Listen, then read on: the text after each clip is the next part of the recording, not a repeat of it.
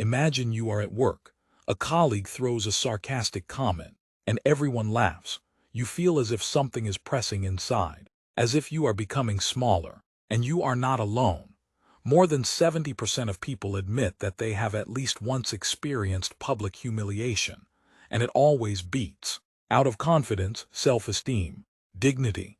The problem is that no one has taught us to react correctly, to remain silent, as if you are whipping humiliation, to explode as if you look weak. But there is a third way, standing technique which stops humiliation, calmly gathered, and so that as a result you get even more respect. Psychology of humiliation.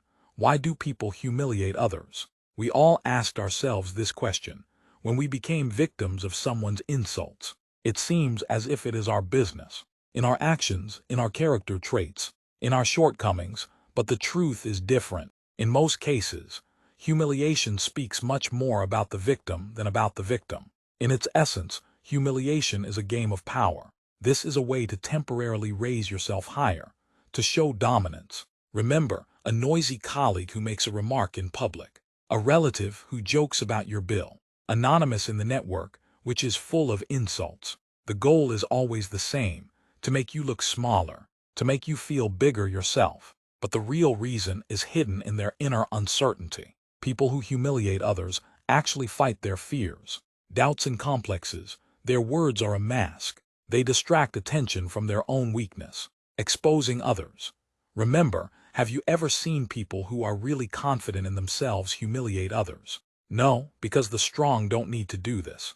The real force is calm and quiet. It raises others, not humiliates them. Here by chance, Stoicism comes again. Marco Aurelius wrote, "Humiliation is a test. You can't control other people's words or actions, but you can control your reaction. And most importantly, it's worth remembering. Humiliation has power only when you allow it. Every image puts a choice in front of you, to let words define your value, or to see them as a reflection of other people's problems, not your essence. Stoics have learned, we can't change external events, but we can control our own inner world. How you explain a situation, how you live it, and what you are responsible for is entirely in your hands. And it is in this freedom that your true power lies.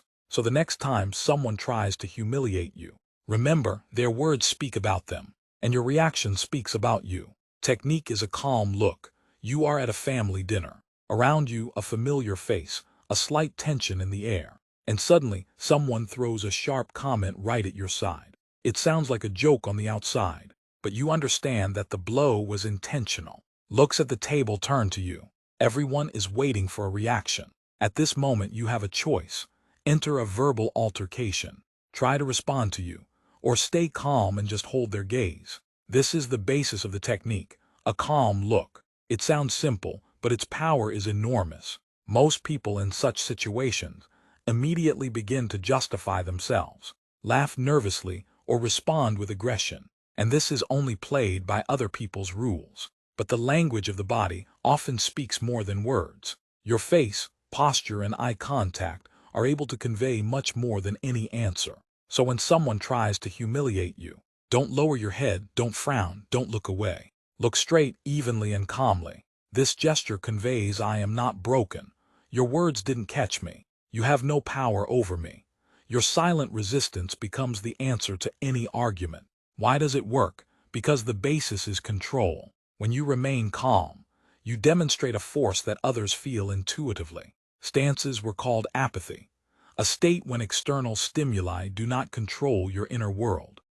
Marco Aurelius wrote, the happiness of your life depends on the quality of your thoughts. When you remain calm and do not succumb to provocation, you not only protect your dignity, but also change the dynamics of the moment. Imagine the same family table. Cousin throws a pin.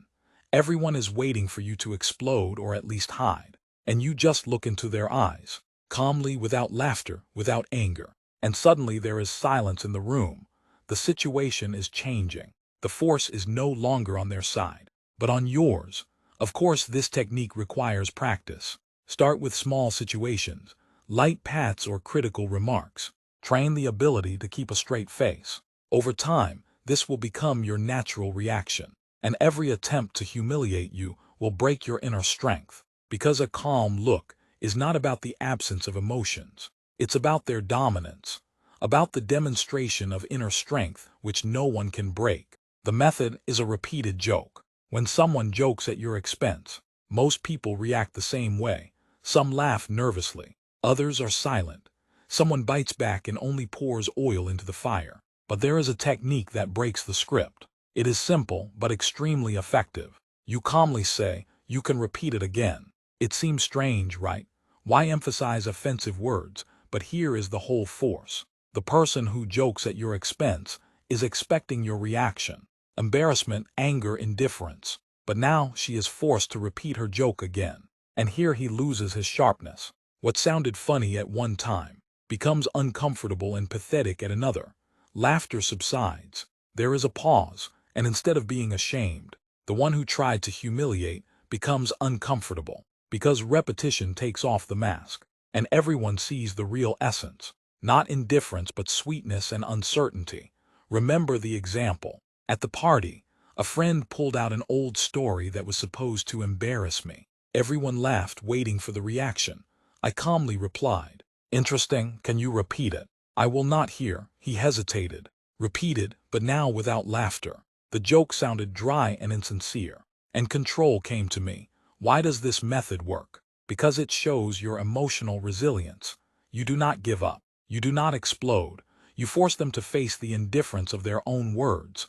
Stan said, "We cannot control other people's actions, but we can always control our reaction." Marco Aurelius reminded, "What hinders actions becomes action. What stands in the way becomes the way." When you ask to repeat a joke, you turn it into an attempt to humiliate you for your own failure. It is important to do this without sarcasm and anger. The voice is even, the look is calm, the gestures are relaxed. Then their words become their burden, and your silent self-control shows real strength. Of course, this requires practice. Start with small situations.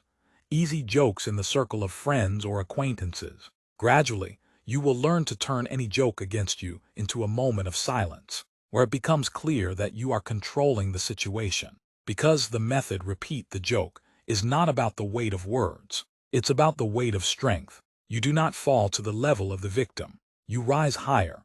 Redirection of conversation to neutral issues. Not every blow is worth taking. Sometimes the best response to humiliation is not an answer at all, but a calm translation of the topic. This method is called redirection of conversation to neutral issues. Imagine you are at a party. Someone throws dust about your work or appearance. Everyone is waiting for you to react. And you smile and say, "By the way, have you heard about that new restaurant in the center? They say the food there is incredible." That's it. You have pulled the situation out of their hands. Now the center is not about the image, but a new topic. What happens next? Or the victim looks strange when he tries to get back to his heels again. Or the conversation flows calmly in a new direction. And both options are beneficial to you. This does not escape the conflict. This is a refusal to feed the negative. You do not play their game. You create your own rules. Stan said, "Do not waste time on things that are out of your control." You cannot forbid others to pay attention, but you can decide what to pay attention to and where to leave your energy focus. I remember a meeting with an old acquaintance. He tried to pin me down several times because of the old decision. The conversation was tense. I did not panic, I just asked, "Have you seen the new hiking trail in the north? They say the landscapes are incredible." And the conversation immediately changed. Everyone began to share their impressions, plan their future trip, and the victim was left without a weapon. This is the power of a neutral question. It relieves tension and translates the conversation into a common territory. It's easy to practice. When someone throws a hairpin at you, ask something completely out of the ordinary, about a new movie, about an event in the city, about a trip. It's like pressing the restart button in a dialogue. You do not fight directly. You choose where the energy of the conversation will go. And this is the real power, because the power is not to prove you're right, but to leave peace and control in your hands. Go with dignity. Sometimes the strongest move to respond to humiliation is just to go. Do not argue. Do not justify yourself. Do not prove anything, but get up and leave the situation. This is not an escape, and not a defeat. This is a choice. A choice for the benefit of your own peace and dignity. Remember, there are companies or environments where you are constantly cut. They joke about your bill, where the atmosphere is saturated with neglect. Sometimes the only way to save yourself is to just go, without a scandal, without loud words, quietly and confidently, because the very fact that you leave a toxic circle means that you value yourself more than someone else's opinion. I remember one story. I had a friend who constantly threw small images at people, as if jokes, but they accumulated, and I felt like my confidence was being destroyed. I endured for too long, hoping that he would stop, but one day, when he threw an offensive phrase again, I just got up and left. Without a shout, without explanations, I just left. And at that moment, I felt an incredible relief. I took the main thing from him, the power to influence my state. To go with dignity means to refuse to be a hostage to someone else's behavior. This is a choice for the benefit of your own dignity and peace. From what was said, you do not control external events, but you control yourself. You cannot forbid people to be offended, but you can decide, stay or go. Sometimes the greatest courage is not to fight to the end, but to take a step aside and give up the game. Going is not weakness. It is an act of self-respect. It is a signal. My life is too valuable to spend it on this. So when you feel that the situation is empowering you, when your dignity is trampled, remember there is always a way out. And this way out is the door that you can open yourself. Why does it work? Why are all these techniques so powerful? Because they change the main dynamic of respect. Not only the way others look at you, but also the way you look at yourself. When you react calmly and with dignity, you take the situation under control, not changing the other person, but changing your response.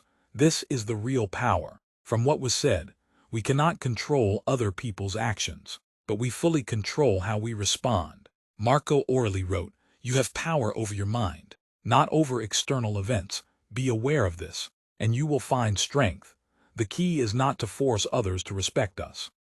This is a hard and futile struggle. The key is that we choose our own reaction. When you respond calmly and with dignity, you do more than just protecting yourself. You send a clear signal. My dignity does not depend on other people's words. Your balanced reaction becomes the strongest response. You do not extinguish fire with fire. You rise higher with dignity and inner strength.